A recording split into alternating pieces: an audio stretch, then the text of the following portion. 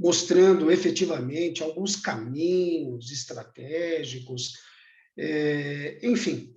Mas eu pensei melhor, em razão aí dos últimos acontecimentos políticos, jurídicos, né, que se deram aí sobremaneira no âmbito do Supremo Tribunal Federal, e que abalaram realmente o país essa semana, né, criando ainda mais insegurança, ainda mais instabilidade jurídica. Eu acabei resolvendo até mudar um pouco o foco da minha apresentação, para abordar principalmente os riscos, né, e a imensa insegurança jurídica que acaba permeando aí a implementação de qualquer planejamento tributário no Brasil. E esses acontecimentos, né, doutor José Rubens, têm deixado aí todos nós bastante assustados, atordoados, né, com tudo que tem acontecido. E aquela máxima, né, de que o Brasil, de fato, não é para amadores, ela tem se revelado aí cada vez mais verídica, infelizmente, e tem se renovado aí de tempos e tempos. E tudo isso afeta bastante a credibilidade do país, os investimentos, né? De modo que não temos como evitar realizar aí esses apontamentos, né? Diante de tudo aquilo que estamos vivenciando. De modo que, particularmente, eu penso que é extremamente oportuno realizar aqui, né, aproveitar essa oportunidade e realizar esse cotejamento analítico, esse cotejamento crítico, né, entre o planejamento tributário e a insegurança jurídica efetiva que existe em relação a ele, né? É muito comum hoje grandes empresas, escritórios, ofertarem aí todo tipo de estratégia contábil, fiscal, ou até mesmo judicial, para tentar diminuir a carga tributária, né? Eu me lembro de um escritório, um grande escritório, que durante um tempo ficou aqui em Ribeirão Preto, e trabalhou com uma série de estratégias, depois encerrou as atividades, foi embora, acabou deixando muitos contribuintes aqui da região, literalmente em maus lençóis, né? Então, é um tema presente, relevante, e que nós vamos tratar com esse olhar. Mas eu quero começar antes a minha fala, a minha apresentação, falando um pouquinho aqui para os amigos, né, a respeito do nosso agronegócio, que efetivamente é motivo de muito orgulho, né, meus amigos, minhas amigas, sobretudo quando se trata aqui do interior do nosso Brasil, né, a nossa região que é tão forte, a região de Ribeirão Preto, que é tão forte no agro, né, isso nos envaidece bastante. Mas, de fato, poucas nações contam com um agronegócio tão diversificado e tão relevante como o que se verifica no Brasil, né? Que hoje não é segredo, né? Isso sai na imprensa de maneira geral e corriqueira, que já é o maior produtor, o maior exportador de soja, açúcar, carne bovina, café, laranja, né? E também um dos maiores produtores, um dos maiores exportadores, né? De carne de frango, carne suína, milho, ovos, celulose, né? Os produtos florestais, algodão, né? Que cresceu muito, principalmente na região oeste da Bahia, né? Que hoje aquela região conta com talvez a produção mais eficiente, né, do país, e por aí vai, né? Mas, meus amigos, sempre foi assim. O agronacional sempre teve, historicamente, essa pujança, né? E a resposta, como muitos sabem, é negativa, né? Até a década aí de 70, o Brasil era totalmente dependente da importação de vários alimentos, né? Eu destaco aqui grãos, cereais, frutas e até mesmo de carnes, né? E eu fui buscar aqui nos meus materiais, né, das minhas aulas do agronegócio, uma manchete muito interessante do jornal Estado de São Paulo, de 24 de abril de 1968, né? E essa manchete do Estadão dava a exata dimensão do que eu estou pontuando. E qual era a manchete? Escassez alimentar no Brasil. Escassez alimentar no Brasil, né? 1968. E naquela época já se anunciava, né? Já se alertava que o Brasil precisava multiplicar aí a produção de alimentos por 10. Eu repito, por 10. E, em resumo, né, o que aconteceu de 68 para cá? Né? O que a gente observou que aconteceu, e de maneira muito rápida, né? E como nós sabemos, o agronegócio mudou rapidamente. E esse cenário de dependência externa que existia, né? Ele acabou sendo transformado de maneira substancial com a modernização, né, do agro nacional, que se deu aí entre as décadas de 60, iniciou lá na década de 60, né, mas teve aí um boom na década de 70, e tudo isso ainda na época da ditadura militar, né, que acabou efetivamente dando um grande apoio à produção, ao desenvolvimento de tecnologias, né, à expansão de fronteiras agrícolas. E também, em 1972, salvo engano, acabou sendo criada, né, a Embrapa. E eu já ouvi isso e costumo repetir, que efetivamente a Embrapa, baita orgulho nacional, ela está para o Brasil, assim como a NASA, né, para os Estados Unidos. E, de fato, a Embrapa foi e continua sendo responsável por inúmeras tecnologias, né, que fomentam atualmente essa performance extraordinária, né, que a gente acompanha do agro nacional. E nem mesmo os Estados Unidos, meus amigos, conseguem competir hoje de igual para igual com o agro brasileiro. Só para se ter uma ideia, nem mesmo os norte-americanos, né? Aliás, a maior produtora de hambúrgueres lá nos Estados Unidos, né?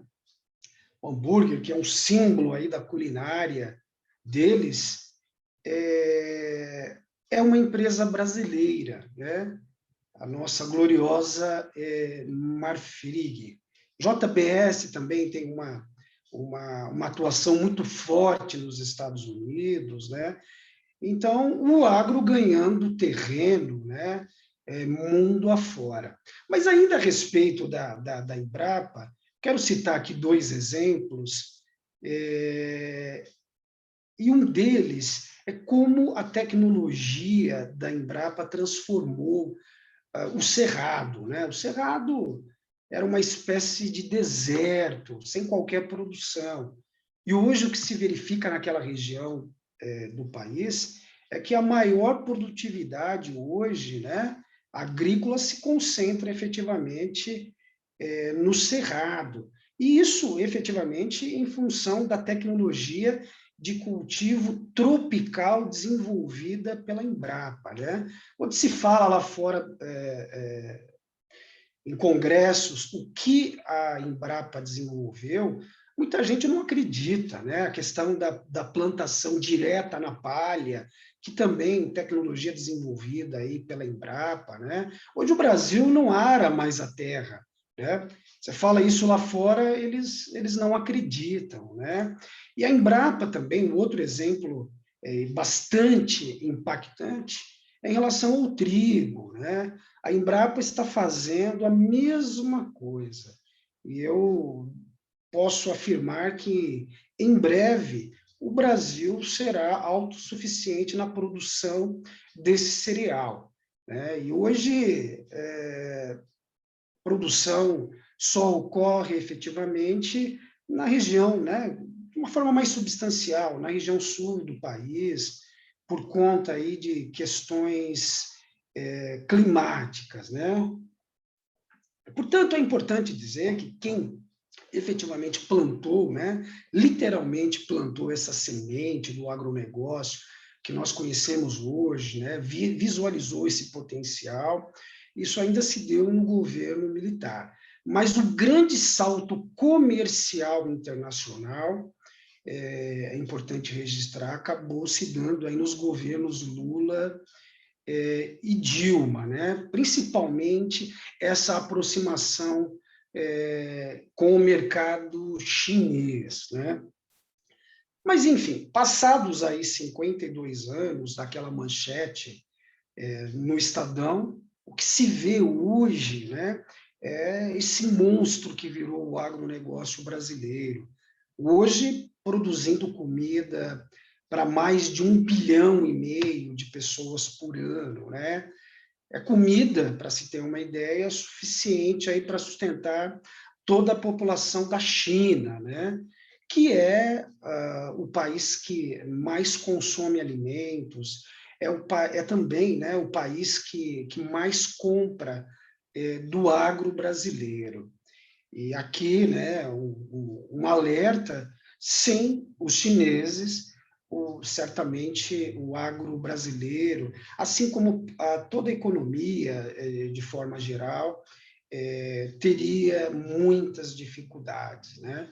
E, a bem da verdade, quando se analisa e os números, as estratégias geopolíticas, né, se verifica que a China quem cria essa alta produção que hoje a gente verifica, né, do agronegócio brasileiro, muito por conta da sua demanda interna, né? E aí o agro brasileiro respondendo e produzindo a cada dia mais e vendendo a cada dia mais para o mercado chinês, especialmente soja e carnes, né? E com a pandemia a gente verifica também o crescimento da exportação de outras commodities, né?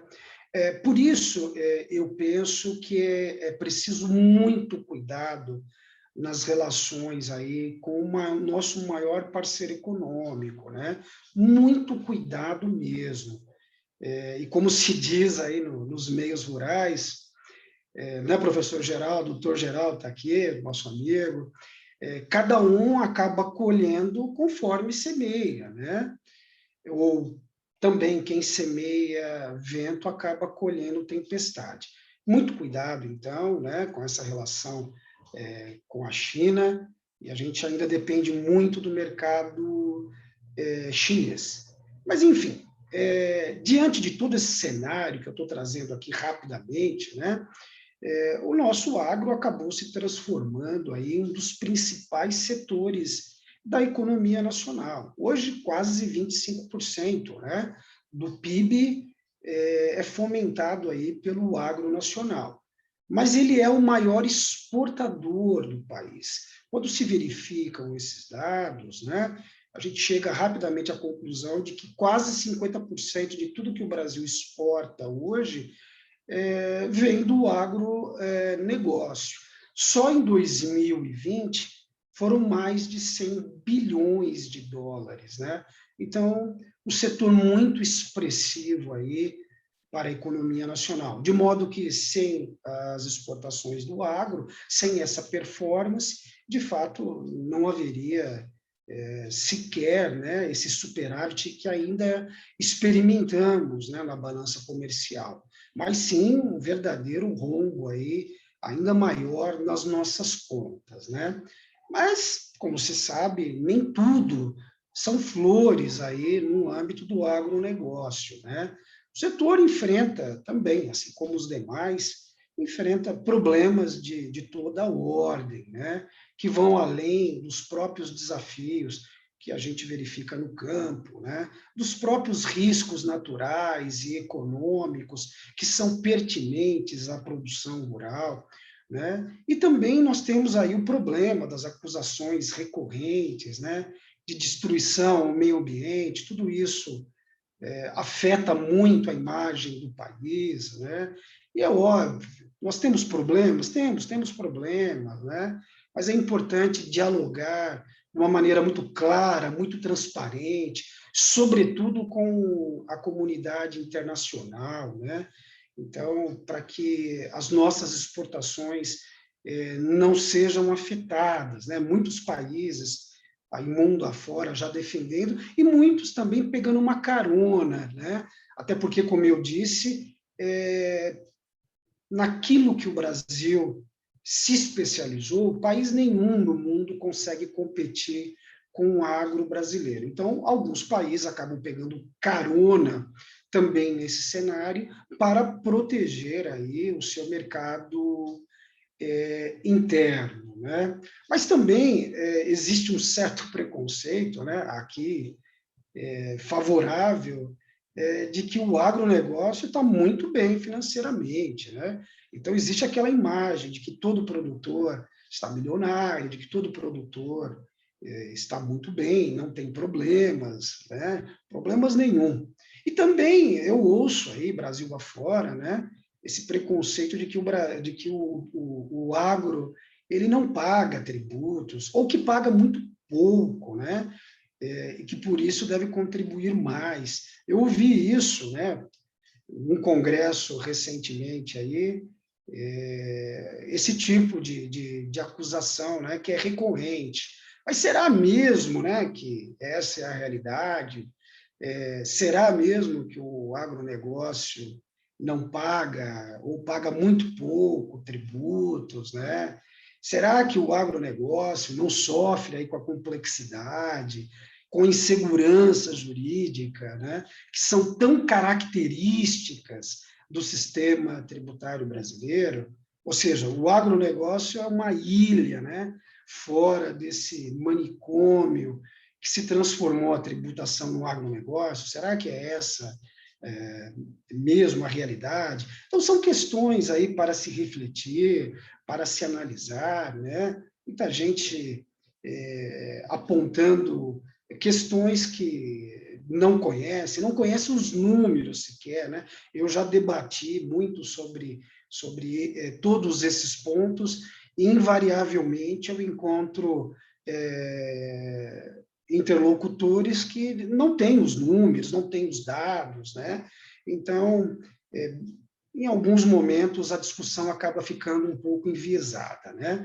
Mas deixo aqui para a reflexão dos amigos. Mas eu também tenho que reconhecer aqui, né, professor José Rubens, que a tributação do agronegócio ela é bastante mitigada na fase da produção rural, lá no início, né? Aquilo que a gente convencionou, né? Chamar de dentro da porteira. Era justamente isso que eu ia te perguntar, professor. Parece que na produção até prende muito o produtor rural na pessoa física, né? Porque parece que é ele que recebe um incentivo assim fenomenal, né? E na pessoa jurídica ela já não é tão bom assim.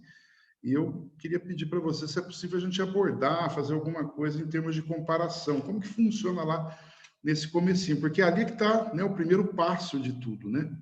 Não, exatamente. A legislação, né, ela confere aí diversos incentivos e desonerações fiscais no início. E qual é o objetivo disso? É justamente incentivar a produção de alimentos, né? Isso, muitas vezes, é confundido com um privilégio, mas, na verdade, o que se procura e sempre se buscou foi incentivar a produção de alimentos, de energia e de combustíveis. Veja na China, né? Hoje a China enfrenta um problema gigantesco com o êxodo de muitas pessoas do campo para a cidade, né? Então, é um problema central e que encontra resposta justamente com esses incentivos. Mas isso é feito no mundo inteiro, né? Especialmente depois das guerras mundiais de 18 e 39. Aliás, o Churchill, na Segunda Guerra Mundial, em um determinado momento da guerra, a maior preocupação dele era efetivamente com o abastecimento, né? Com a cadeia de suprimentos, porque os alemães fizeram um bloqueio por meio dos submarinos e todos os navios que estavam trazendo suprimentos, principalmente da América do Sul, da Argentina, que era o grande fornecedor à época, estavam sendo afundados, né? Então, em determinado momento, a grande preocupação foi produzir alimentos, né? Então, também você verifica na Europa que a maior parte daquilo que os produtores rurais recebem hoje é efetivamente subsídio. Na França, por exemplo, há uma garantia, né, básica de 70%. Faça sol, faça chuva, 70% da produção e do preço estão garantidos aí pelo governo francês, né? Mas o que não se divulga muito aqui, eu vejo praticamente nenhum comentário, é que essas desonerações iniciais, né, acabam sendo recuperadas pelo fisco, principalmente pela Receita Federal do Brasil, nas etapas seguintes, principalmente na agroindústria, né, que, de certa forma, acaba pagando aí a conta dessas desonerações iniciais. Mas, evidentemente, como qualquer empresário aí que busca oferir lucro, ela acaba repassando ao consumidor final, né? Que é, de fato, quem acaba suportando todos os custos de produção e venda, né? Mas, enfim, sob o pretexto aí de que o agronegócio é privilegiado, né? O que acontece na prática? Os governos e o fisco trabalham, né, de maneira bastante forte atualmente para tributar ainda mais o setor, né? É inegável que o setor virou o grande alvo hoje, né, da fiscalização e de projeções de arrecadação. E por que isso, né? De fato, é até evidente, né, a resposta. Mas, para responder essa pergunta, né, eu gosto muito de parafrasear aquela famosa canção caipira, né, no sentido de que o artista vai onde o povo está, né? E para o governo, atualmente, a fiscalização ela tem que ir aonde o dinheiro está, né? E não é mais na indústria, né, que perdeu muito o fôlego, né, nos últimos 30 anos. E o governo hoje acredita que o dinheiro está efetivamente no agronegócio e nos serviços, né? Então, esses dois setores aí certamente serão os principais players de uma próxima reforma tributária, né? E um exemplo disso que eu estou falando tem ocorrido de uma maneira muito particular nos estados do Mato Grosso e do Mato Grosso do Sul, né? E lá o que fizeram os governos estaduais? Por meio aí de uma engenhosa, eu tenho que reconhecer, uma engenhosa chantagem tributária, é isso mesmo, eles vão ver que é uma chantagem tributária, eles conseguiram tributar as exportações do agro. Mas aí você vai me perguntar, o Birajara, as exportações em si, elas não estão aí acobertadas pelo manto da imunidade, conferido aí pelo texto constitucional? E eu responderei rapidamente, né, que, em tese, sim, elas possuem essa imunidade, né? Mas nesse exemplo que eu apresento aos amigos, o que acontece? Os exportadores do agro, principalmente daqueles 2 estados, que quiserem utilizar rapidamente créditos de ICMS e outras facilidades fiscais, eles têm que pagar essa espécie de imposto de exportação estadual, né? Que no Mato Grosso tem o nome de FETAB. Talvez aí alguns colegas já tenham ouvido falar nesse famoso FETAB, né? Que se consubstancia num imposto sobre as exportações do agro. E se eles resolverem não pagar o Birajara? Do ponto de vista prático, o que acontece, né? É simples, muito simples. Caso a opção seja pelo não pagamento, esses produtores acabam encontrando uma enormidade de dificuldades, né? Para operacionalizar o ICMS, sobretudo no que concerne aos créditos de ICMS, né? Os créditos presumidos. Portanto, esse drible, né? Esse verdadeiro bypass, ele serve como uma espécie de chantagem. E, na prática, sai muito, mas muito mais caro não pagar essa chantagem. E o que acontece? O empresário, ele faz contas. Ele não quer saber de discussões, de teses jurídicas, né? Se isso pode ser resolvido pelo Poder Judiciário daqui 10, 20 anos. Ele não quer nada disso, ele quer soluções rápidas, seguras, né? E por isso ele acaba pagando, né? E os fiscos daqueles estados, eles contam exatamente com essa postura, né? Proporcionam o cenário ideal para essa tomada de decisão, qual seja, o empresário paga e não questiona. Enfim, tudo isso é muito complicado, mas até agora, né, eu tenho acompanhado o caso, já escrevi artigos sobre o caso. Infelizmente, tanto o STJ quanto o Supremo Tribunal Federal chancelaram, né, essa espécie de cobrança. Acreditem se quiser. E ao entendimento de que isso é um benefício, né, para o produtor rural exportador. Mas esse tipo de situação, né, majoração, aumento da carga tributária, a gente não verifica somente lá no Mato Grosso do Sul. O Dória também fez isso aqui no estado de São Paulo, né? Ele diz que não majorou, mas ele diminuiu muito os créditos presumidos, né, o acesso a isso, de modo que, com uma apropriação menor, eu acabo despendendo aí maiores recursos, né? E outros tantos estados aí do país, da federação, estão seguindo o mesmo caminho. Portanto, o cenário tributário, né, a médio e longo prazo, não é bom para o agro, que é efetivamente a bola da vez, é o alvo, né? Por conta aí de toda a sua pujança, né? Mas é importante aqui também, já caminhando para esse debate tributário, né? Que muitas vezes o produtor rural, o contribuinte em si, ele acaba sendo tributado não por conta do que determina a lei, né? Quem trabalha aí com o direito tributário consegue enxergar isso de uma maneira muito fácil, né?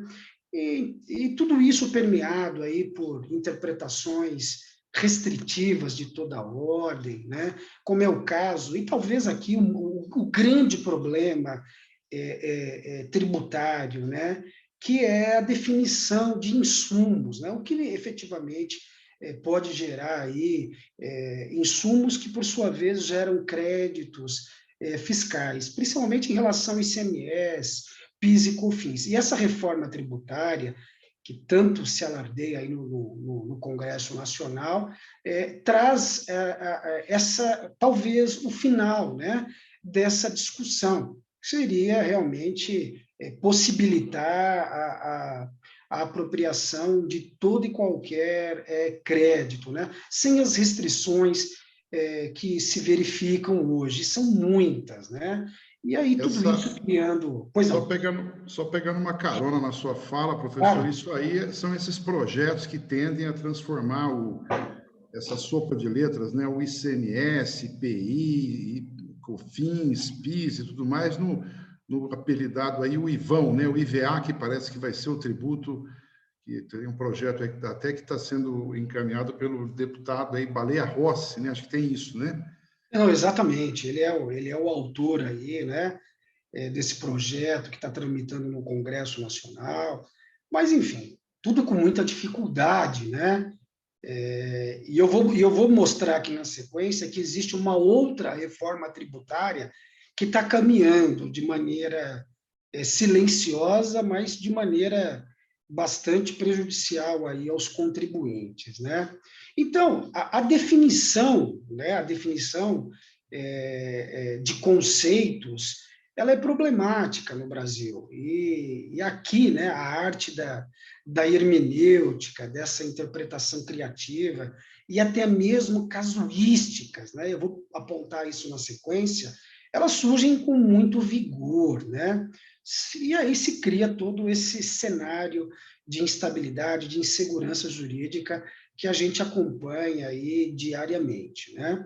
Mas tudo isso, claro, fomentado pelo desejo aí do governo de aumentar a arrecadação, mas sempre buscando aí um caminho mais curto, um caminho mais rápido, né? E que caminho é esse? É justamente não corrigir a tabela do imposto de renda, vedar de maneira substancial os créditos fiscais, né? E mesmo que isso contraria aí o texto constitucional. E essa prática, infelizmente, ela tem encontrado, né, guarida recorrente dos tribunais, principalmente dos tribunais superiores. Um exemplo claro, um exemplo clássico disso está lá no inciso 2 do artigo 155 da Constituição Federal, né, que determina expressamente, aí no que concerne o ICMS, que este será não cumulativo. Né? E o que isso quer dizer aqui? Né? Quer dizer que compensa-se o que for devido em cada operação, né? Por óbvio, dentro da competência, né? Do ICMS, relativa à circulação de mercadorias e algumas prestações aí de serviço, com o montante cobrado nas etapas anteriores. É simples, né? É simples. Ou seja, o ICMS foi cobrado, né? O ICMS que foi cobrado compensa-se na sequência, evitando-se o quê? A cobrança acumulada, em cascata, né? Portanto, penso que o texto é imperativo, será não cumulativo. E aqui, percebam, o poder constituinte originário não deixou margem de dúvida, tampouco penso que condicionou aí, né, a eficácia da sua norma constitucional aos desejos aí do constituinte derivado. Mas o que se vê na prática, né, é que os estados conseguiram esvaziar essa imperatividade, né, da regra constitucional e acabaram, né, transformando aí, tornando o ICMS de certa forma, né, um imposto cumulativo, né? Sobretudo ao vedar o direito de crédito de uma série de hipóteses que são vitais aí ao empreendimento em si, né? Eu tenho um caso bastante emblemático que é o de o fisco estadual afirmar que, para uma transportadora, o objeto social dela é transportar bens por meio de caminhões, e o fisco estadual afirmar que pneus, peças do motor, peças do freio não são insumos, não são indispensáveis ao desenvolvimento da atividade, né? E, com isso, vedou a possibilidade do crédito, né, em relação a essas peças. Esse é um exemplo, só para se ter uma ideia aqui, né? E um outro exemplo também vem lá do Supremo Tribunal Federal, né? Lá no julgamento do recurso extraordinário, vou deixar aqui o 601.967, 601.967, né, que teve origem no Rio Grande do Sul, em que o plenário, né, da Suprema Corte fixou a tese de que o contribuinte apenas poderá usufruir dos créditos de ICMS quando houver autorização, legislação complementar. Olha só o problema, né?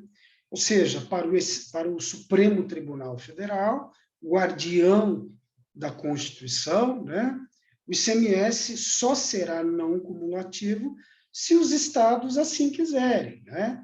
Mas o texto constitucional, como se viu, ele fala isso, né?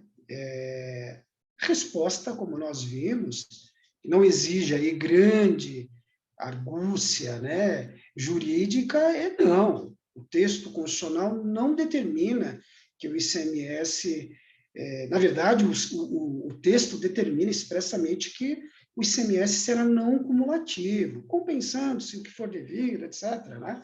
O texto está lá, é muito claro nesse sentido. Enfim, todo esse caos fiscal, ele tem sido recorrente nos últimos tempos, né? E tem se acentuado, principalmente nos últimos 10 anos, né? Mas qual é o problema disso tudo? Contando com o consentimento do STF, do STJ, do Poder Judiciário, né? O que chama atenção, e a gente precisa de muito cuidado quando se trata, né, de planejamento tributário. E essas decisões, muitas vezes, eu percebo isso, né, ela acaba não calculando aí os efeitos práticos, né, disso tudo, e acaba criando outros problemas. Por exemplo, essa decisão, ela legitima a guerra fiscal, né, pois cada estado agora acaba criando efetivamente as suas regras em relação aos créditos, né, continuarão fazendo isso, uns limitando mais, outros permitindo um pouco mais. Esse exemplo que eu dei do pneu, das peças de caminhão, por exemplo, em São Paulo é vedado, mas no estado de Minas Gerais é permitido. Portanto, aqui num contexto de planejamento tributário, o que fez essa transportadora imediatamente levou uma filial, né, para o estado de Minas Gerais, e todas as compras desses produtos acabam sendo realizadas por lá, né? Então, tudo isso acaba complicando muito, né? E essas e tantas outras decisões aí do STF, com a devida vênia, né, acabam representando uma lastimável contribuição para a desconfiguração aí do sistema tributário nacional, né, que foi desenhado com muito cuidado lá na Constituição de 1998, né? E já pegando um gancho aqui, né? Até nesse exemplo que você está colocando, né, doutor Birajara, nas empresas em geral, elas conseguem, né, às vezes, ter uma certa mobilidade nessa guerra fiscal, né? O pessoal consegue abrir uma empresa lá em Goiás, né? Eu me lembro que em Catalão tinha uma rua lá que tinha uma infinidade de empresas montadas lá de fachada. Mas no agro não é bem possível isso, né? Porque não tem como pegar a terra, né, e mudar de estado, né? Então nós temos um problema grande E a gente percebe que aí o planejamento realmente ele vai fazer um papel fundamental. Eu não sei, eu queria trazer um pouquinho assim para uma realidade mesmo, assim, pé no chão.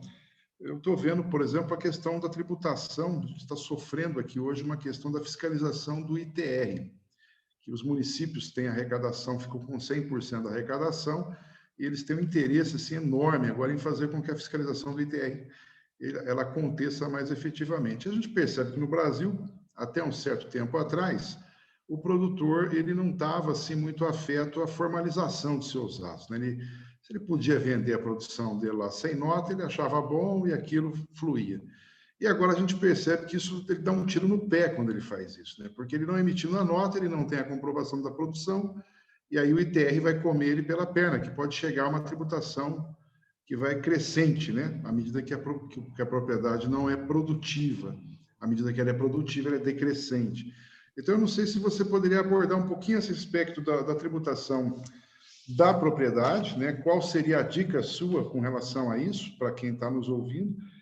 E também, a gente está pensando nisso, né? Se na produção há o maior incentivo, como que fica esse jogo, esses interesses entre uma pessoa física que explora a atividade e a jurídica, que explora o mesmo tipo de atividade? O agro, uma empresa que tem, por exemplo, a produção de proteína animal, ela produz gado, por exemplo, para vender para abatedouros, ou produz sementes, soja, milho e outras coisas.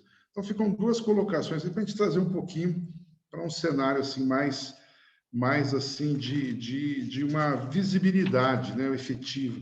Então, são duas questões. A primeira, o que você recomenda para o produtor rural com relação à tributação da propriedade, com relação ao ITR, que ele precisa fazer, não pode falhar, não pode bobear. E qual é a comparação que você consegue fazer, se estimula ou não a pessoa sair da individualidade da pessoa física e migrar para a jurídica, ou se é o inverso? O que você acha dessas duas questões?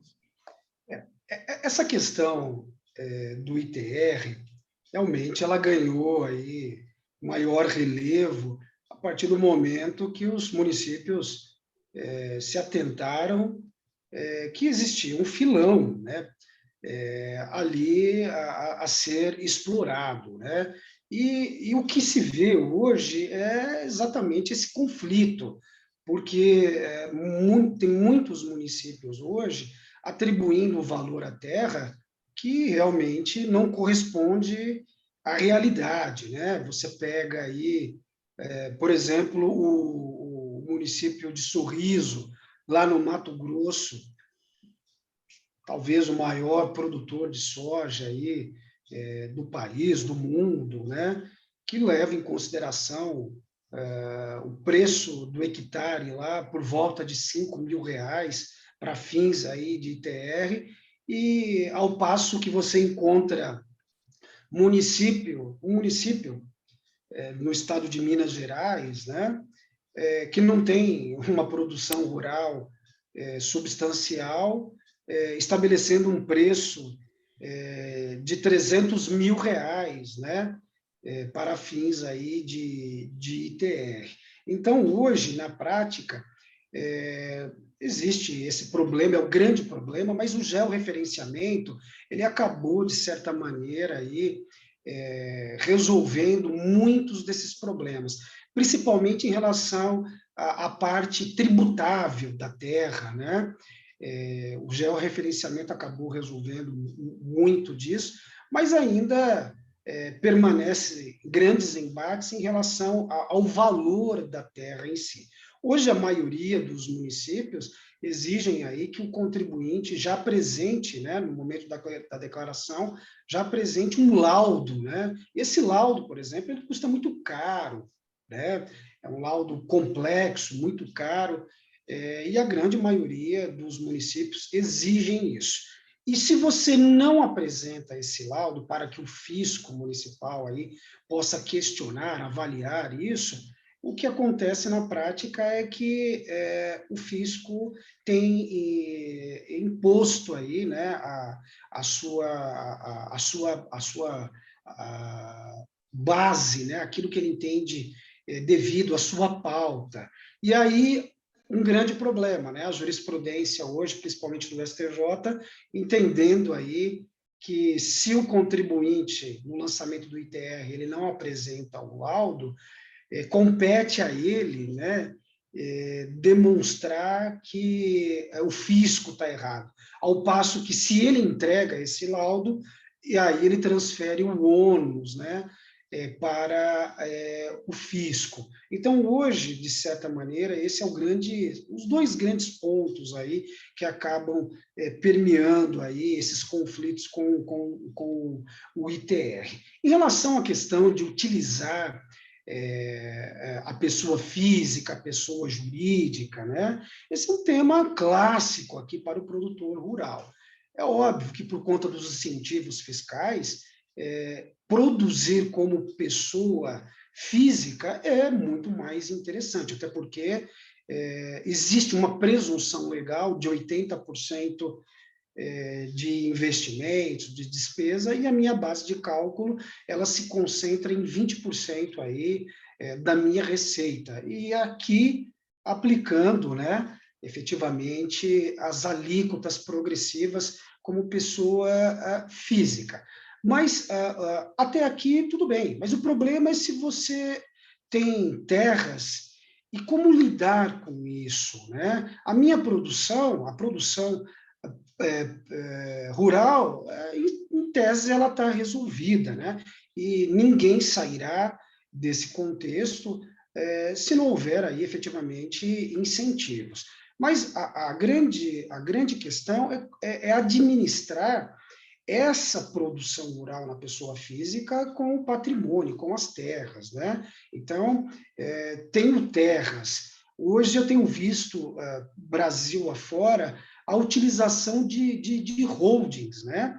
Então, holdings rurais que ficaram muito famosas no meio rural, das famílias aí rurais. Então, o que eu tenho visto hoje e que o fisco está de olho e ainda não existe resposta se isso está certo, se está errado, né?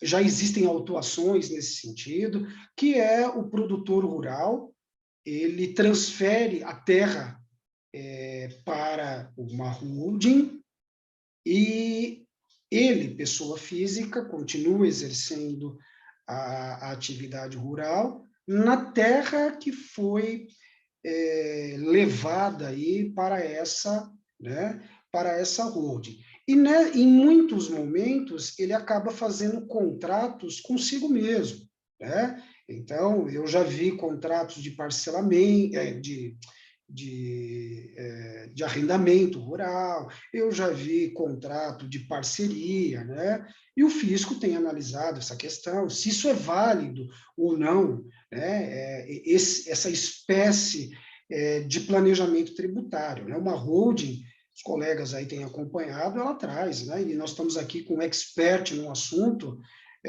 o doutor José Rubens, ela traz diversos benefícios e também no âmbito fiscal, né? Mas as famílias rurais também têm buscado aí, de certa forma, uma organização em relação aos negócios, em relação aos arranjos familiares, né? E, por certo, também visando aí a grande economia tributária que isso tudo pode trazer. Mas é fato que no contexto do planejamento tributário e dentro dessa insegurança jurídica que ainda permeia, principalmente aí os julgamentos no CARF, muitas dessas movimentações estão sendo observadas aí com muito cuidado pelo fisco, né? Então, esse modelo que eu tenho visto muito no sul do Brasil, ele tem acontecido de uma maneira muito efetiva. Também a questão do contrato de parceria rural, né? Em que, na verdade, não existe parceria rural, mas sim um verdadeiro arrendamento de terras. Fisco também está de olho nesse contexto. Essa era até uma das perguntas que eu tinha guardado aqui para te fazer. Mas só para pontuar, que eu acho que isso é bom a gente fixar, porque Claro. Você deu uma dica aí que eu acho que é muito importante, que a gente tem que frisar. Né? Tem muita gente que está atrasando, né, postergando o georreferenciamento, que é uma despesa, né? Fala, eu vou fazer isso Enorme. aqui, né? Vai dar trabalho, tem um inventário, às vezes a pessoa não faz o georreferenciamento, na hora de fazer a partilha precisa do geo. E aí você está dando uma outra visão que eu não tinha até agora, que é uma visão muito prática do GEL, que vai trazer justamente uma definição da área tributável. É muito importante isso. Então, foi muito importante você ter colocado isso, por isso que eu estou frisando. Então, quem está com o georeferenciamento parado, faça. Quem tiver em inventário, faça. Por quê? Vai trazer o benefício, além de regularizar a propriedade, uma possível redução aí no ITR. Acho muito interessante. E o laudo também que você colocou. Esse laudo, apesar dele parecer ser caro, ele pode ser até visto como um investimento. E também acho que tem que pontuar muito forte essa questão, porque o produtor rural, pessoa física, eu tenho uma visão muito própria disso, até a gente usa esse argumento para poder convencer o produtor rural para sair da pessoa física e ir para chama de holding rural, que na verdade é uma empresa do agronegócio, que é a questão, ele tem uma tributação muito branda, como você muito bem colocou, acho que ela resulta numa tributação de 5,5% no máximo lá, né? Se a pessoa não fizer livro caixa, considera todas, até investimentos como despesas, né? Se a pessoa compra lá uma máquina, aquilo vira despesa. Na empresa isso não acontece, né? Ela vai ser contabilizada como ativo, tem que deduzir lá fazer a depreciação como despesa, mas o máximo é isso. Mas uma das coisas que a gente frisa muito quando a gente vai tentar no convencimento de quem não fez ainda a sua empresa é justamente a questão de sair do CPF que morre com a pessoa. Quando a gente trabalha com planejamento sucessório, a gente tem essa visão, a finitude das pessoas. Então, a pessoa, o produtor rural, ele falece e com ele morre também o seu CPF, o seu rating, né? A sua avaliação de crédito perante os bancos, perante o maior fomentador do agro, que é o Banco do Brasil, e hoje as cooperativas também nessa briga pelo crédito. Então, é um dos pontos que a gente realça bastante. Né? Às vezes, essa ineficiência tributária, esse aumento que tem da pessoa física para a jurídica, parece ser prejudicial, mas ele traz algumas vantagens que são interessantes. Eu pago um pouco mais, mas em termos, por exemplo, de holding, eu coloco a família inteira no negócio. Então, não fica só aquela pessoa sozinha no comando, que ela vai ficar ditando as regras e todo mundo obedece. Não, isso aqui é do meu pai, é da minha mãe, eu não posso falar nada enquanto ele for ou enquanto ela for viva ou viva, né? Então, na hora que eu ponho todo mundo dentro da empresa, todo mundo vira sócio, todo mundo pode dar seu pitaco e a gente traz o pessoal para um ambiente de diálogos, né, de planejamento, aí fica uma coisa bacana. Eu acho muito importante a gente fazer essas ligações, né, entre o ponto tributário e ali o societário que está na criação da holding, né? E um ponto que estava com a pergunta aqui, né? A gente vê que tem esses contratos de parceria, né? Que apresentam-se como parceria, mas há um documento ali, né? À parte, dando uma garantia, né? De um pagamento mínimo anual. A gente sabe que isso não transmuda o contrato, né, doutor? Acaba virando um arrendamento. Isso traz um nível de exposição gigantesco aí para o produtor rural, porque ele, como parceiro, ele vai se beneficiar dessa tributação mais branda que você falou, não é verdade? Eu gostaria que você explicasse como isso funciona. Na hora que desconfigura, para onde que ele vai ser levado? Onde ele é enquadrado? Quando se desconfigura pela... Quando eu faço um contrato de parceria, Sim. lá na pessoa jurídica, né, eu crio a pessoa jurídica, coloco a fazenda na propriedade, na sociedade, mas eu faço um contrato de parceria, por exemplo. E, na verdade, aquela pessoa jurídica me paga valores fixos anualmente ou em cada safra, não tem variação de nada, e eu tenho ali um contrato, às vezes, até me garantindo um pagamento mínimo. Eu queria que você explorasse um pouco o risco que tem esse plano, essa forma de tratar o negócio. Esse é um ponto muito importante, e a Receita Federal sabe, tem números de que a grande maioria esmagadora desses contratos, eles não refletem, né, o que de fato acontece. E por que se faz essa opção?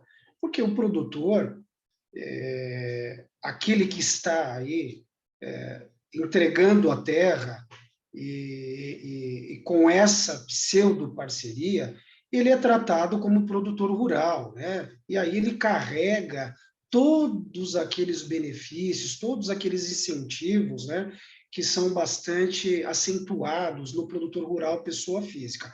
Ao passo que, se ele simplesmente arrendar a terra, estar-se-á diante de uma relação de aluguel, né? Então, ele vai ser tratado de uma maneira mais dura, né? Sem todos aqueles incentivos, sem todos aqueles benefícios. O fisco federal também tem conhecimento dos abusos, né, que acabam existindo. Também aí na utilização desses créditos, esses investimentos que muitas vezes eles refletem benefícios de ordem pessoal. Eu cito aqui um caso que nós enfrentamos de um avião, né? O empresário comprou aí um jatinho e, a despeito de possuir muitas fazendas em locais distantes, né?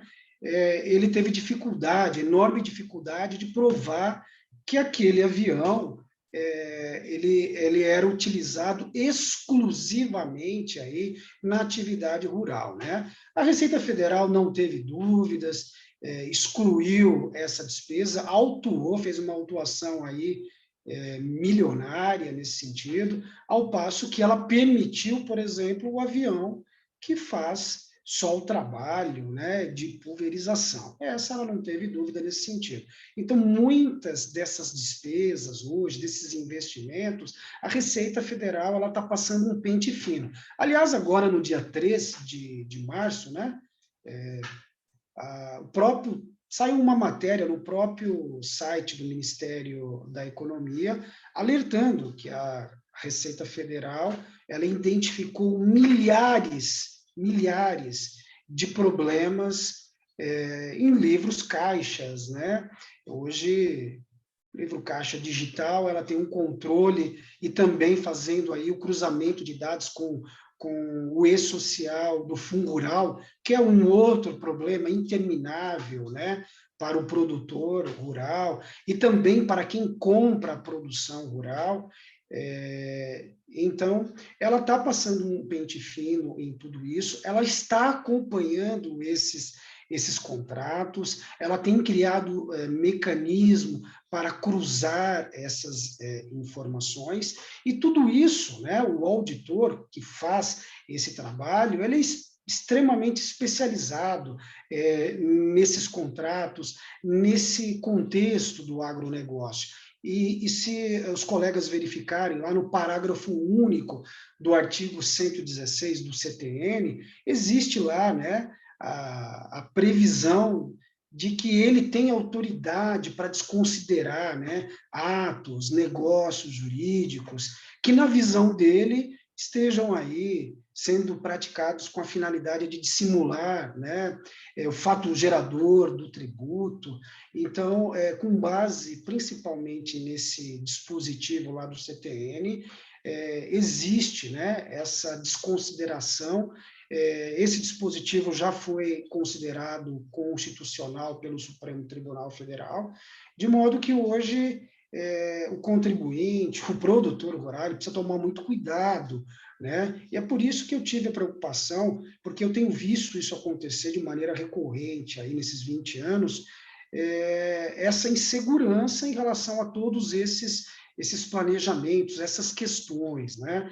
Eu vejo aí planejamento tributário, rapidamente, não é abrir 200 empresas no Simples, né? Como nós acompanhamos um caso aí de um cidadão que criou 200 empresas no Simples, e ele criava uma para cada funcionário. Então, no contexto aí do mesmo empreendimento, ele criou aí um monstro, né? E pensando que ele não...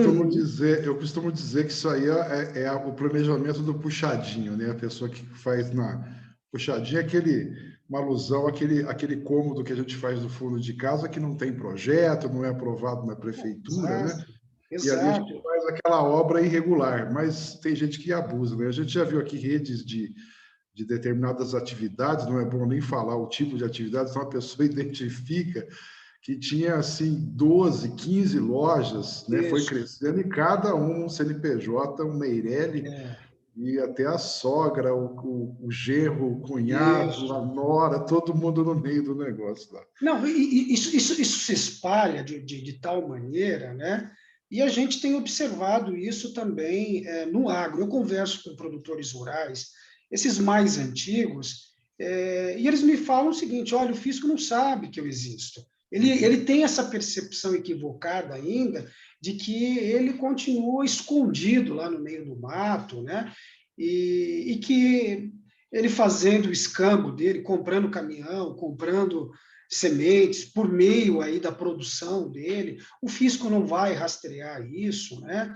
Mas E a esse gente, cenário ele tem mudado radicalmente, né? Principalmente com essas novas formas de fiscalização, livro, caixa digital e o e-social, né?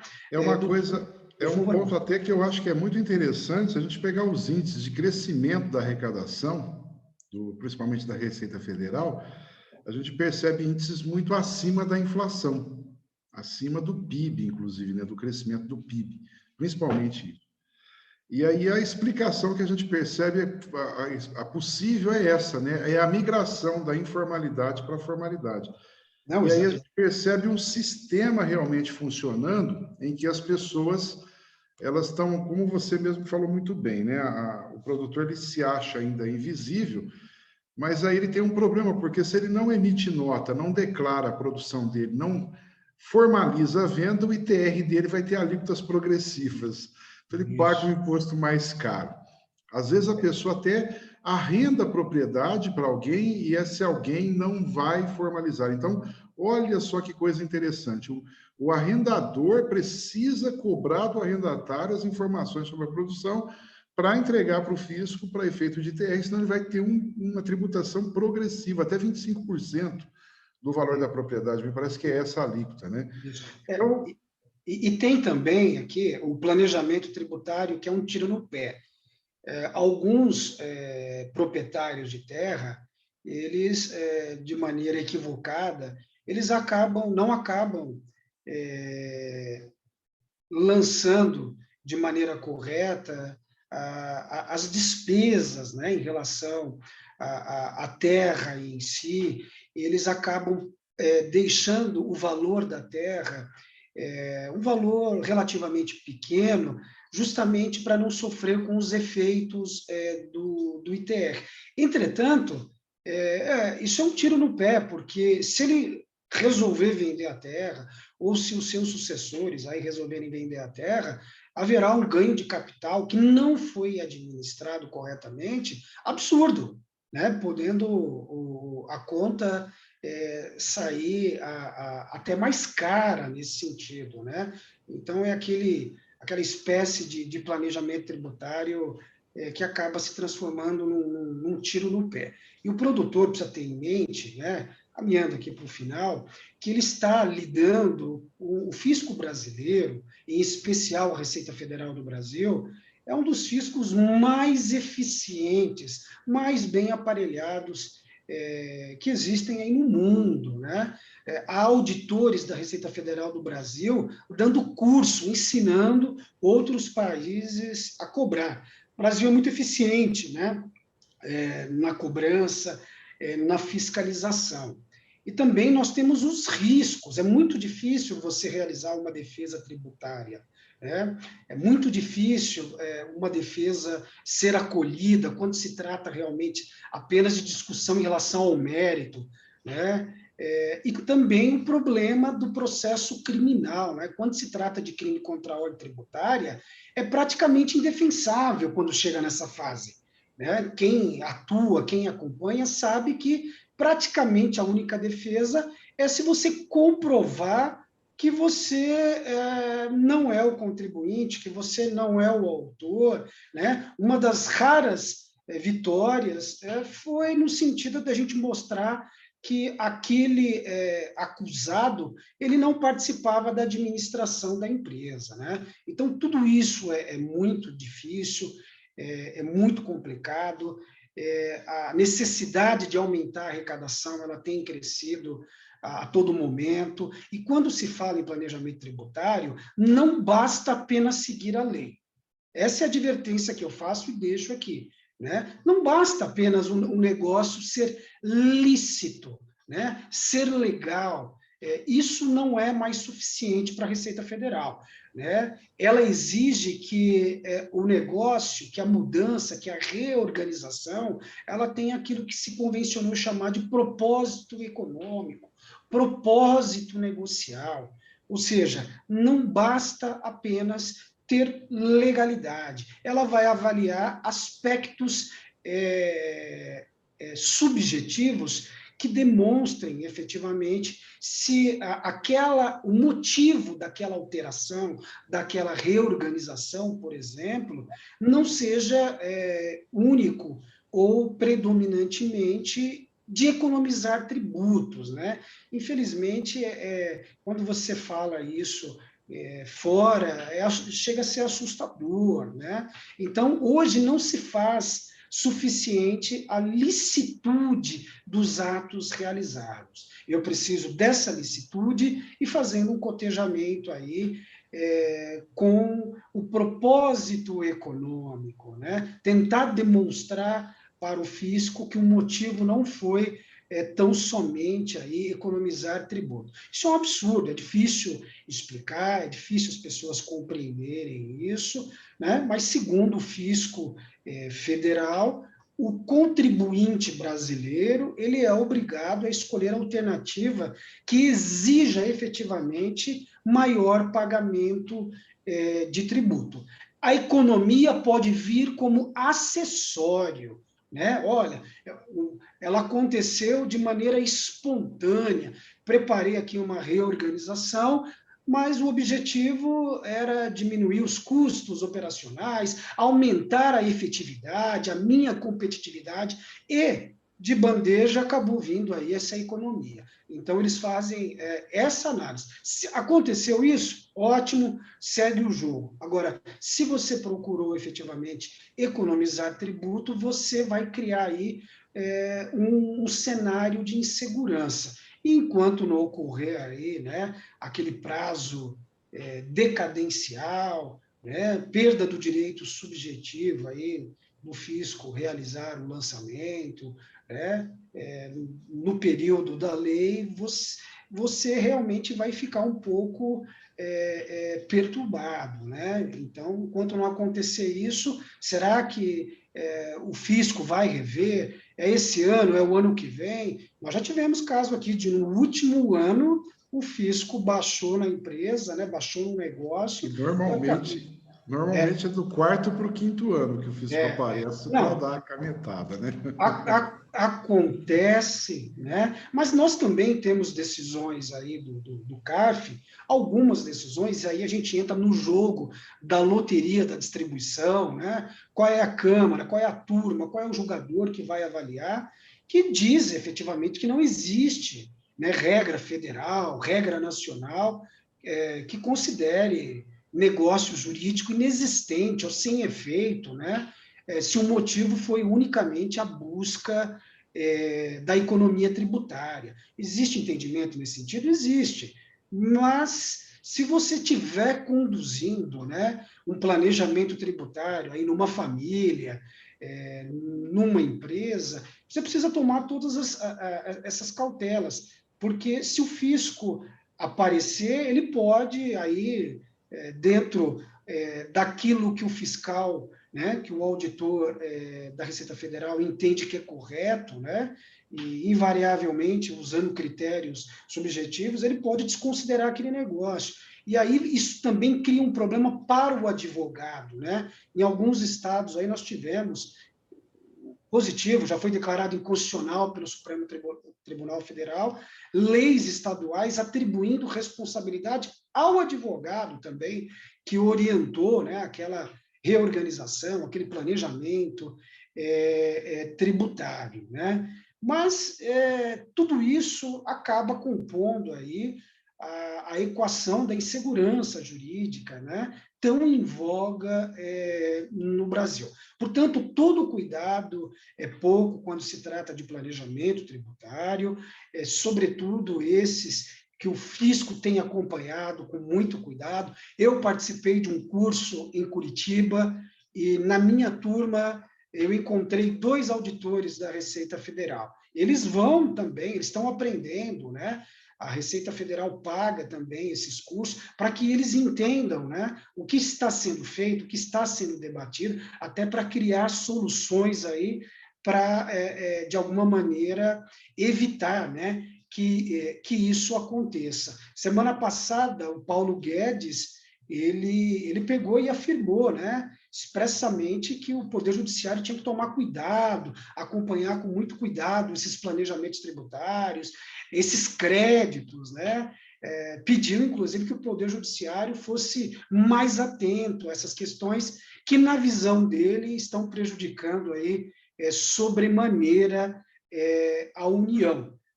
Plano fiscal de fiscalização, para encerrar aqui. Se os colegas acompanharem, né, todo ano a Receita Federal ela lança esse plano anual de fiscalização. E lá na parte da pessoa física, se os colegas observarem, né, lá em 2020, ela já alerta expressamente que fará um pente fino nas despesas, nos investimentos, né, nos planejamentos aí do produtor rural, pessoa física. Né? Então, ela já está alertando, e tanto que ela fez isso no começo de 2020, e o resultado já está estourando agora, né? Parametrizou o sistema dela, está passando um pente fino aí nesses livros caixas digital, né? Então, e isso se aplica também ao planejamento tributário, de modo que implementar, né, conduzir, sobretudo no meio de famílias, né, e administrar todos esses riscos, ele tem que ser avaliado com muito, mas com muito cuidado, né? E justamente fica, né? Depois de tudo isso, fica a questão, né? Existe mesmo, é possível mesmo se alcançar aí um planejamento tributário com segurança no Brasil, né? Eu vou dar a minha opinião aqui para os amigos, né? Mas antes, né, já encerrando aqui pelo adiantar da hora, acabei extrapolando um pouco, mas essa é a grande pergunta, né? A pergunta de $1 milhão. Se é realmente possível, né? Considerando as características, as particularidades do Brasil, se é possível se implementar um planejamento tributário com segurança, né?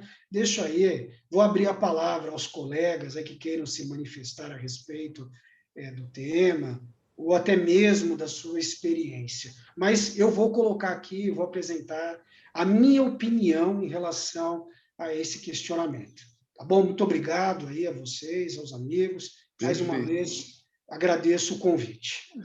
Muito Ficaria obrigado. Aqui falando a noite inteira sobre o tema. O tema empolga, né? Eu acho que ele é um tema muito atual e uma coisa que você falou que eu acho que é muito importante, né? Que as pessoas não estão se dando conta. No agro, o pessoal é ultraconservador, e é ultraconservador até na maneira de tocar a vida, né? Falar, o fisco não vai aparecer aqui, sempre foi assim.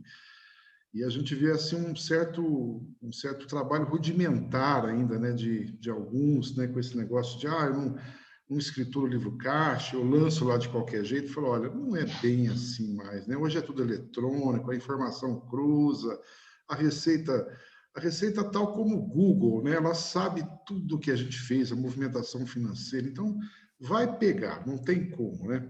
Então, para quem não tiver atento a essa sua fala de que onde está o dinheiro, o fisco vai, e é verdade, não tem como negar isso, essa pessoa vai se dar mal.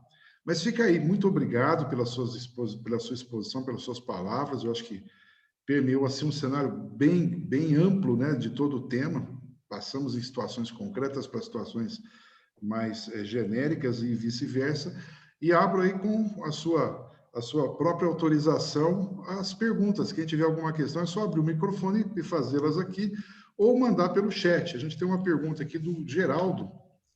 Se o agro detém 25% do PIB, se existe um percentual ideal que seja máximo dessa participação, sem que venha comprometer o próprio agro ou outros importantes segmentos, considerando as diferenças tributárias que desses diversos segmentos do nosso país. Então, essa é a pergunta do Geraldo aí. E se alguém tiver mais alguma, faça aqui ou apresente verbalmente. Fique à vontade. Bem, doutor Geraldo, esse é um problema econômico e, de certa maneira, o mundo tem experimentado algo semelhante, né? Nos últimos 30 anos, a indústria ela perdeu protagonismo, né, na nossa economia, enfrentando aí diversos problemas de competitividade, enfrentar aí essa concorrência com o mercado chinês, né, todas as dificuldades de se produzir, né, da indústria produzir no Brasil. Não por acaso, e nós auxiliamos aqui duas empresas, né, infelizmente, auxiliamos duas empresas a se mudarem para o Paraguai, né? Lá tem encontrado um ambiente bastante interessante, né, por conta da lei da maquila, de desenvolver, de produzir, né? E depois isso acaba retornando para o seu mercado, que é o Brasil, ou até mesmo sendo exportado diretamente do Paraguai, né? Tendo em vista os altos custos de produção que tem viabilizado efetivamente muitas empresas, muitas indústrias, muitos negócios. O Brasil, ele é, infelizmente, muito hostil, né, com quem quer produzir. Infelizmente, o custo, né, tributário aí, ele é alto. O custo Brasil como um todo, né, ele acaba inviabilizando. E quem vem para cá de fora, realmente vem buscando aí altos lucros, né, que o nosso mercado ainda proporciona. Dou o exemplo aqui da Toyota, né? As vendas no Brasil da Toyota não passam aí, não representam mais de 1%, 1,5%, se consideradas aí todas as vendas, né, no mundo. Mas quando se trata de lucro, ela se aproxima, né? O mercado brasileiro se aproxima entre 7% e 8% do lucro global, né? Da Toyota. Esse é um exemplo, né? O pessoal não vem para cá realmente para brincar. E quando percebe que existe aí uma dificuldade acentuada, né, fecha as portas e vai embora, como tem acontecido aí com algumas empresas, né? Então, esse é um problema que o mundo tem enfrentado, né? Enfrentar aí a China nesse âmbito industrial é muito difícil, né? E o Brasil não enfrenta efetivamente concorrência com a China no agronegócio. Aliás, é o maior parceiro, o maior comprador, né? E em relação ao Brasil, em relação ao agro, aqui nós temos uma quantidade de terras absurda, é o país que mais tem disponibilidade de terras agricultáveis, a quantidade de água, né, disponíveis, o clima favorece muito. Então, nós temos uma vocação natural, né, para o agro. E aí, no momento em que você encontra um incentivo, você encontra um apoio, uma política pública de desenvolvimento, o setor ele acaba deslanchando, né? Isso serve de modelo. Se houvesse esse incentivo em relação aos outros setores, né? Não tenho dúvida de que a performance poderia ser semelhante. Em relação à participação no PIB, a tendência, na minha visão, é crescer. Daqui a pouco, nós poderemos ter aí o agronegócio representando 50% do PIB. Isso pode acontecer, só que é um risco também, né? Você efetivamente colocar todas as suas cartas aí, e as cartas mais importantes num único segmento. Isso causa problemas de dependência, né? E isso já se verifica no agronegócio em relação à China. Hoje existe uma dependência muito grande, né, do agro em relação à China. Tanto que, com muito atraso, a gente verifica aí os setores do agro e o governo tentando criar outros parceiros, né? Diversificar as vendas, porque amanhã, se a China resolve bater o pé, nós vamos escoar essa produção para quem, né? Até porque o Brasil tem um mix de exportação de produtos do agro muito semelhante com os Estados Unidos. Os Estados Unidos é o nosso maior concorrente aí no mercado internacional, sobretudo União Europeia e China, né? Então, daqui a pouco, eles se entendem, é óbvio que os chineses vão preterir aí as exportações brasileiras, né? Mas é um problema econômico muito grande e certamente depende aí de um plano, né, econômico, de um plano de Estado. Não sei se eu consegui deixar claro aí para o colega, né? Mas a tendência, pelo menos a curto e médio prazo, doutor, é que o agro continue com essa pujança e avançando aí na participação do PIB. Ok, agradeço, professor. E até porque eu tenho uma visão, a minha visão é pequena, mas eu entendo que o Brasil teria mesmo que diversificar, crescer, mas diversificar em se tratando de commodities, produtos, né, para que ele possa ter mais competitividade lá fora, não tendo essa dependência que o Brasil tem hoje da China, né? Então, isso talvez seja um dos maiores desafios, imagino eu. Muito grato, professor. Muito obrigado.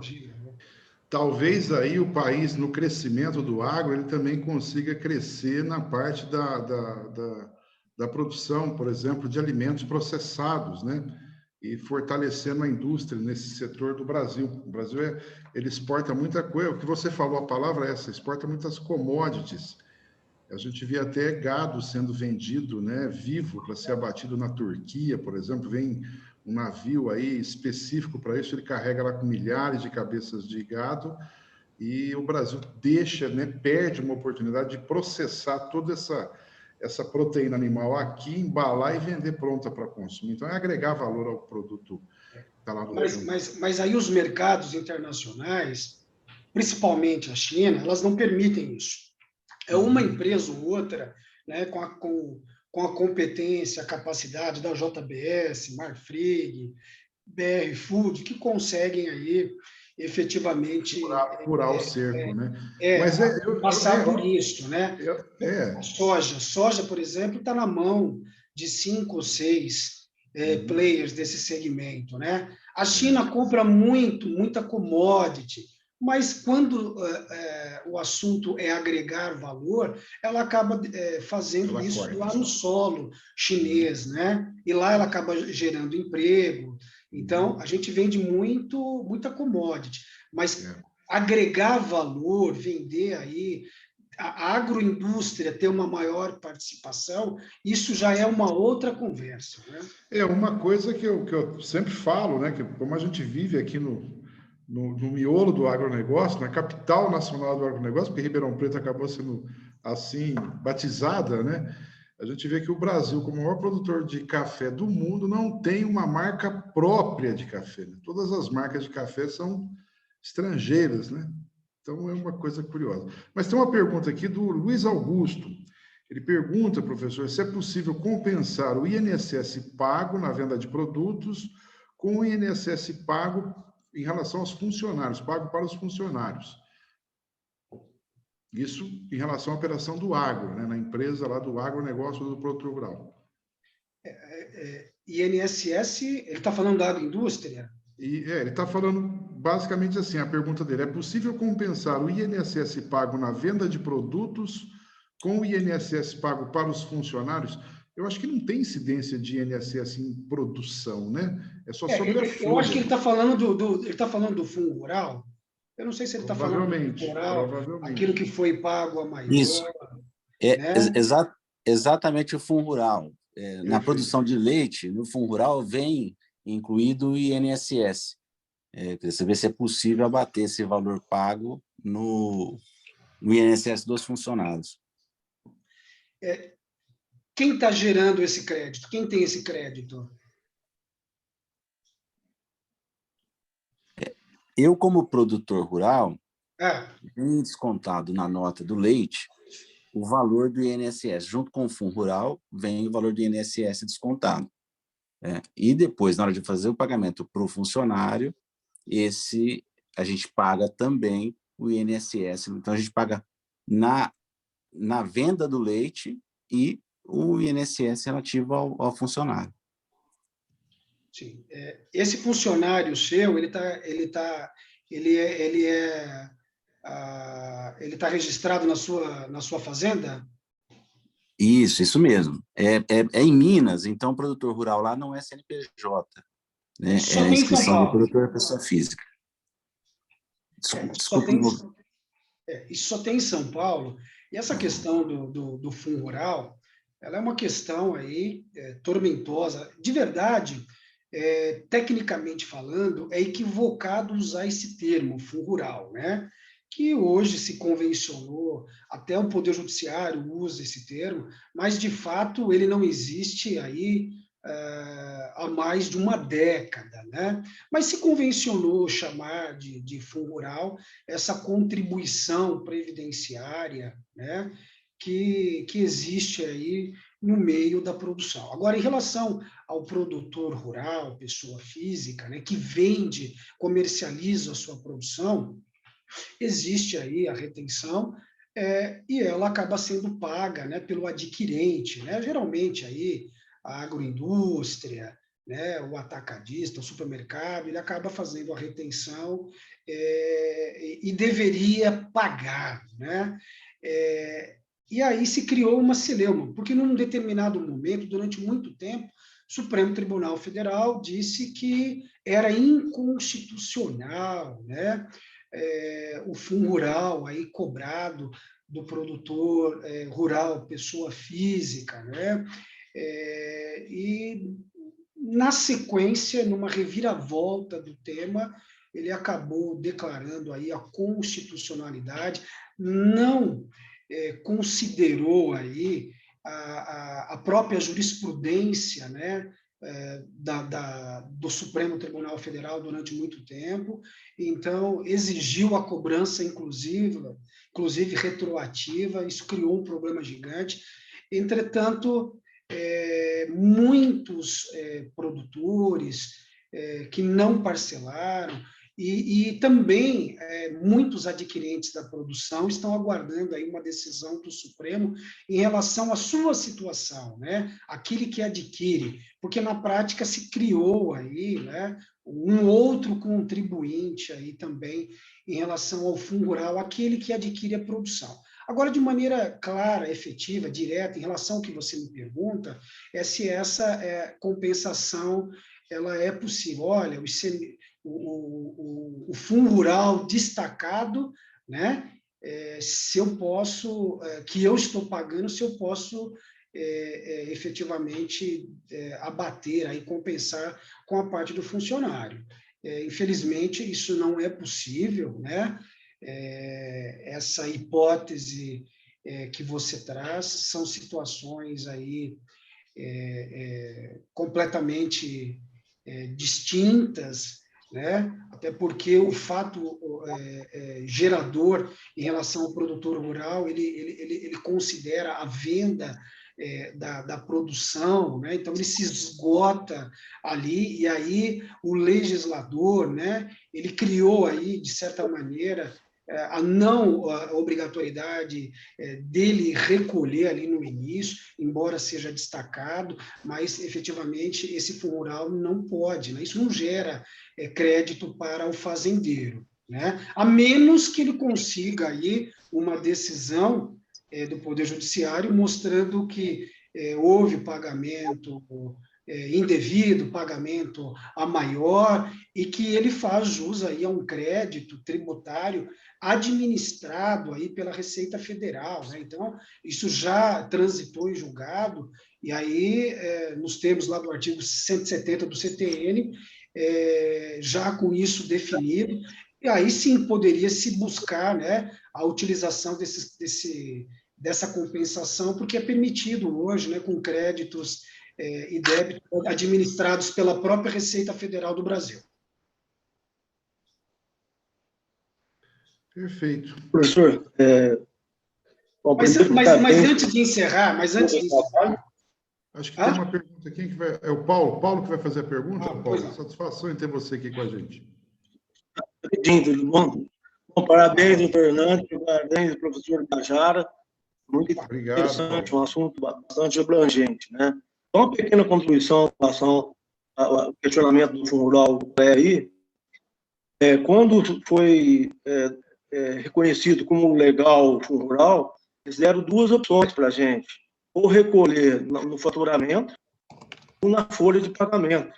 Isso. Então, existem as duas formas de a gente poder recolher o Fundo Rural, né, que hoje não é mais Fundo Rural, ou na folha de pagamento ou no faturamento. Um percentual direto, hoje de 2,30 mais ou menos, sobre o faturamento. E o INSS do empregado está à parte, né? Nos dois casos. E a decisão de escolher um ou outro depende muito da atividade. Eu sou de café. Café, o faturamento é muito alto. Então, folha de pagamento normalmente participa muito pouco do que seria o faturamento de café. Tem muito pouco funcionário, vamos pensar assim. A atividade tiver muito funcionário, vale a pena optar pelo recolhimento na folha, certo? Não é um assunto que eu domino, mas eu vivo isso não só como produtor, mas como no dia a dia também. Parabéns aí, doutor. Mas muito boa a sua participação, pela sua experiência, Paulo, porque realmente tem esse aspecto, né? E hoje, com a atividade rural, praticamente quase toda ela sendo mecanizada, o café a gente nem imaginava.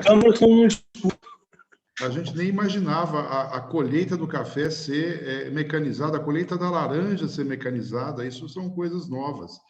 E isso traz esse evento que você está falando, né? Então, não tem mais uma folha de pagamento intensiva, então você acaba optando por um regime que acaba sofrendo uma tributação diferente.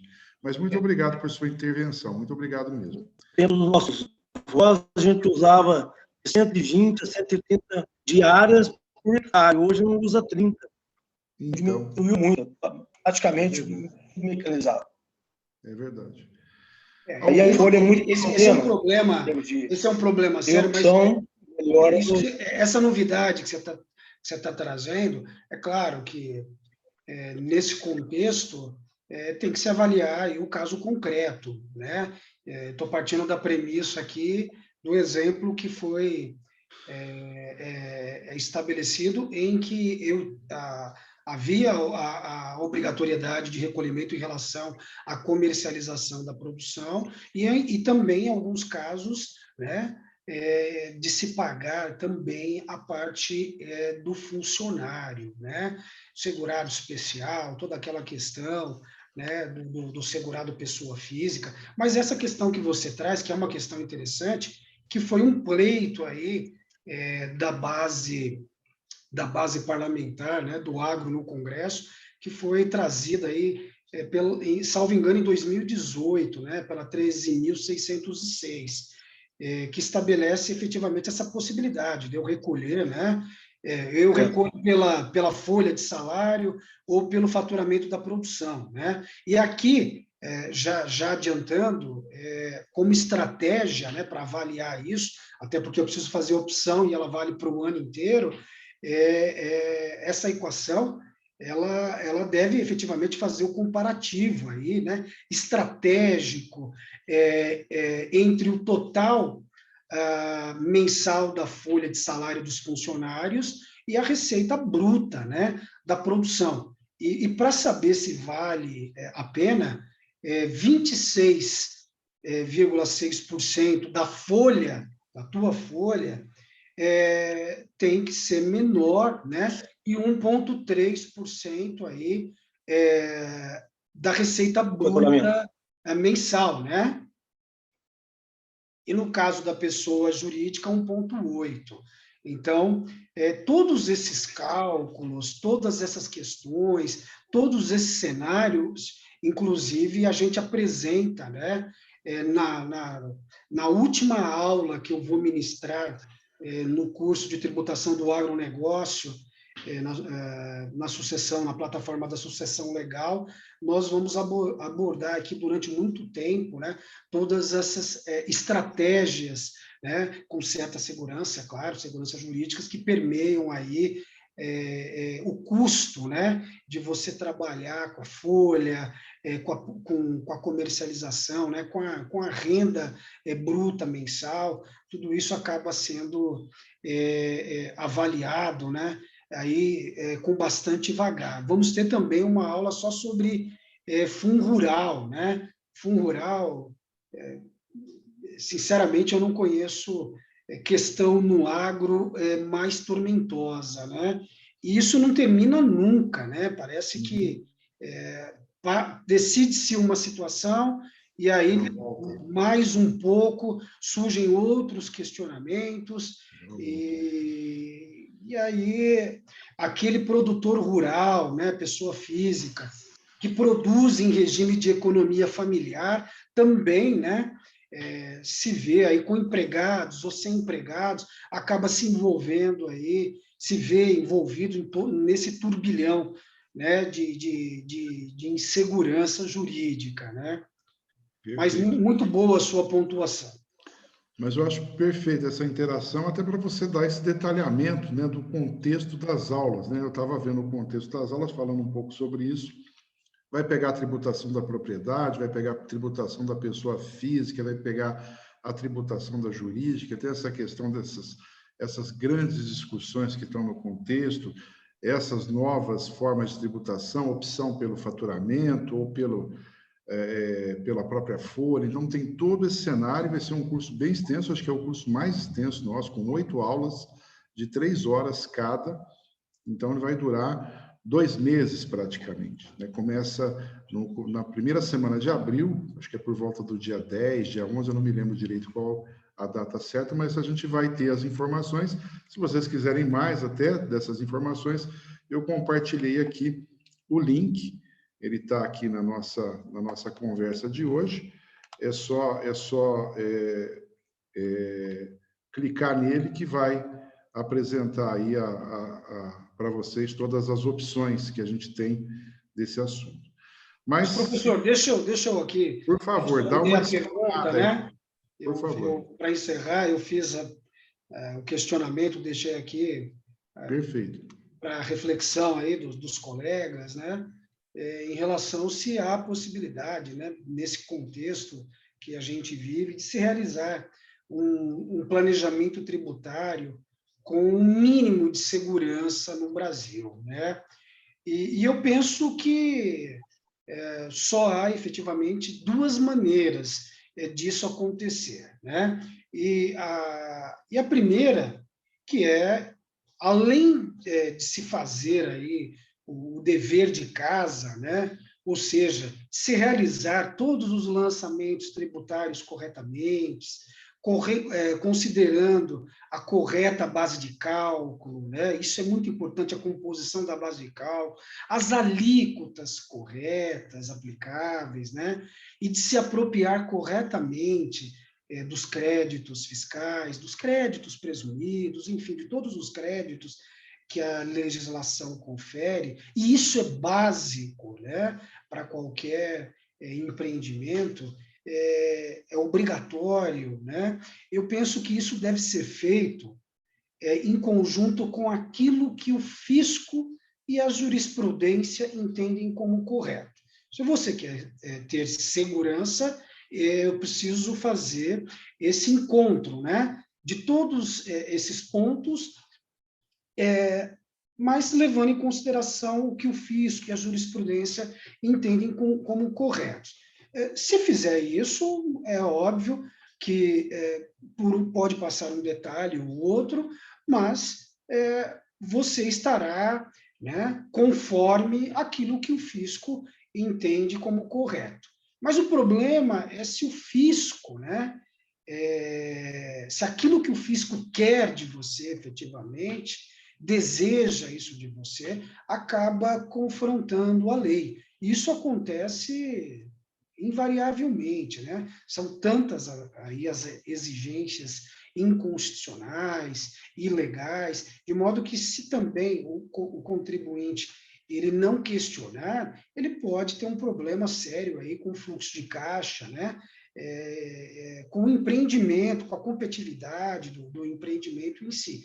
Então, faz parte também ele entender todos esses pontos e questionar, né? Então, muitas vezes nós nos deparamos com essa situação de não poder aceitar efetivamente a visão do fisco, né? E aí o que fazer? É a segunda maneira que eu vejo, né? Que é buscar aí uma decisão judicial. Vou buscar uma decisão judicial, se for o caso, né? O que é correto, depositar em juízo aquilo que você entende, até para evitar aí um problema futuro com o seu fluxo de caixa, com o crescimento de juros, de multa, etc., e aguardar o trânsito em julgado, né? Isso é o que nós temos recomendado, dependendo do caso, né, que é um caso que ainda não conta com entendimento favorável, definido já pelo plenário, com súmula, né, vinculante, até para segurança do empresário, insegurança do patrimônio familiar, segurança do empreendimento em si, nós temos feito essa opção, né? Fora isso, penso que temos aí o cenário de máxima insegurança jurídica, até mesmo porque no Brasil, né, é triste dizer isso, mas o futuro é duvidoso e o passado aí tem se revelado totalmente incerto, né?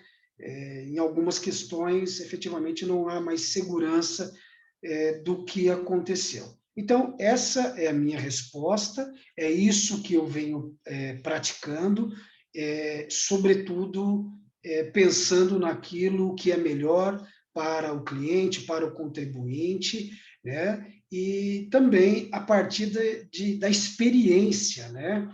Que a gente tem observado aí nos últimos anos. E também para não colocar, né, a nossa reputação em jogo, porque depois de alguns anos o contribuinte ele não lembra, né, das advertências que você fez, e em alguns cenários planejamento tributário ele acaba funcionando, ele tem prazo de validade, né? Então, se isso não for constantemente reavaliado, os ajustes necessários sendo implementados, né? A manutenção, isso pode trazer problemas. Um exemplo clássico aqui, durante muito tempo, se defendeu, né, para o contribuinte que ele não sonegasse o ICMS, que ele efetivamente declarasse, e aí, dependendo do fluxo de caixa dele,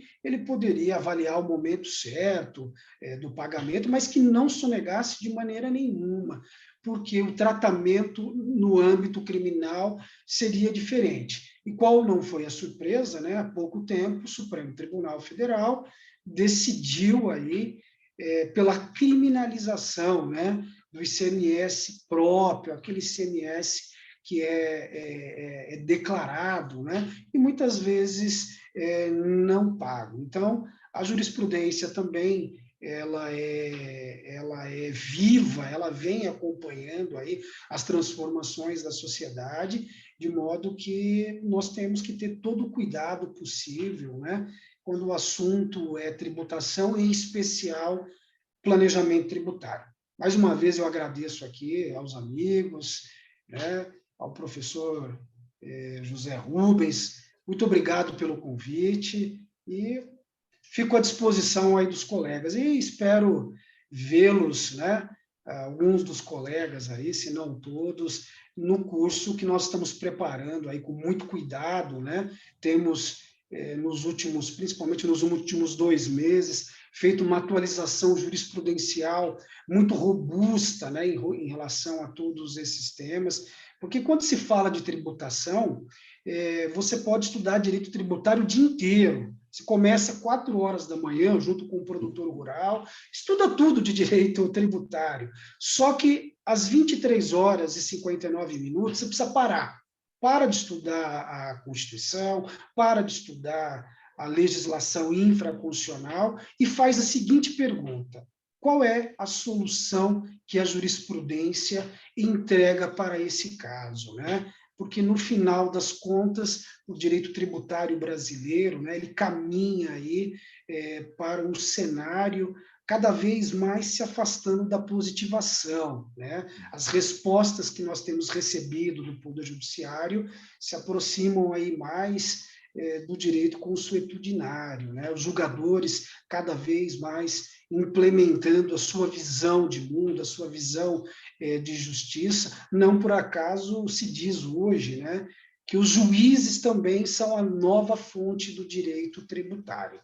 Tudo bem? Muito obrigado mais uma vez e um grande abraço aí a todos. Perfeito, professor. Muito obrigado pela sua exposição. Obrigado a todos vocês por terem participado conosco. Fica o convite, então, para a próxima, nosso próximo webinar, então, com a professora Rita Vasconcelos, a interferência do regime de bens no planejamento sucessório. Não percam, também dia 17 às 19 horas, a gente vai mandar convites aí para vocês. Sigamos em frente. Muito obrigado, boa noite a todos. Boa noite, obrigado, espero vê-los em breve. Grande abraço, obrigado.